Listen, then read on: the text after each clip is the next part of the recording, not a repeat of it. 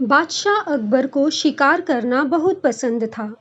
एक बार की बात है, बादशाह अकबर अपने सैनिकों के साथ शिकार पर निकले थे। शिकार करते करते वो इतने आगे चले गए कि वो अपने दल से छूट गए। उनके साथ बस कुछ ही सैनिक रह गए थे। अब शाम होने को थी और सूरज ढलने वाला था। साथ ही बादशाह अकबर और उनके साथ के सैनिकों को भूख भी सताने लगी थी। काफी दूर निकल आने पर बादशाह अकबर को यह एहसास हुआ कि वो रास्ता भटक गए हैं। वहां आसपास कोई नजर भी नहीं आ रहा था जिससे रास्ते के बारे में पूछा जा सकता था। थोड़ी दूर और चलने पर उन्हें एक तिराहा नजर आया। बादशाह को यह देखकर थोड़ी खुशी हुई कि चलो, इनमें से कोई न कोई रास्ता राजधानी तक तो जाता ही होगा। लेकिन सभी इसी उलझन में थे कि किस रास्ते पर चला जाए। तभी सैनिकों की नजर सड़क के किनारे खड़े एक छोटे से लड़के पर पड़ी। वह लड़का बड़ी हैरानी से महाराज के घोड़े और सैनिकों के हथियारों को देख रहा था। सैनिकों ने उस बालक को पकड़कर महाराज के सामने पेश किया। बादशाह अकबर ने लड़के से पूछा, ए लड़के, इनमें से कौन सा रास्ता आगरा जाता है? यह बात सुनकर वह बच्चा जोर जोर से हंसने लगा। यह देखकर बादशाह को बहुत गुस्सा आया, लेकिन उन्होंने शांत भाव से उस बच्चे से उसकी हंसी का कारण पूछा। तो बच्चे ने जवाब दिया, यह रास्ता चल नहीं सकता है, तो यह आगरा कैसे जाएगा?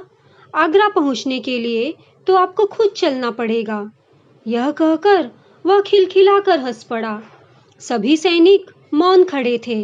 वे राजा के गुस्से से वाकिफ थे। लड़का फिर बोला, जनाब, लोग चलते हैं, रास्ते नहीं। यह सुनकर इस बार बादशाह मुस्कुराए और बोले, नहीं, तुम ठीक कह रहे हो। तुम्हारा नाम क्या है? लड़के ने जवाब में अपना नाम महेश दास बताया।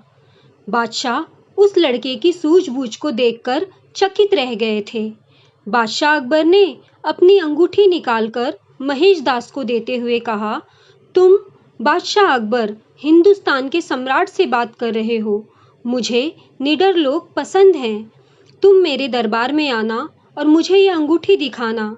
यह अंगूठी देखकर मैं तुम्हें पहचान लूंगा।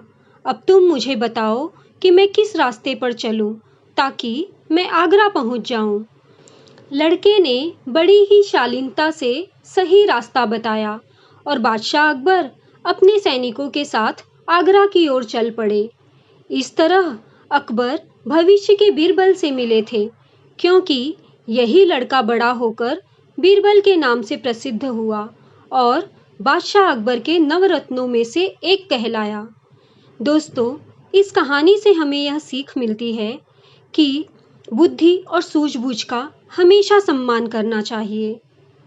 दोस्तों, अगर आपको ये कहानी पसंद आई हो तो प्लीज़ लाइक और शेयर कीजिए और मेरे चैनल को सब्सक्राइब करना बिल्कुल मत भूलिए। मैं इसी तरह की कहानियाँ आप लोगों के लिए लाती रहूँगी। मिलते हैं अगले वीडियो में। कहानी सुनने के लिए आपका बहुत बहुत धन्यवाद।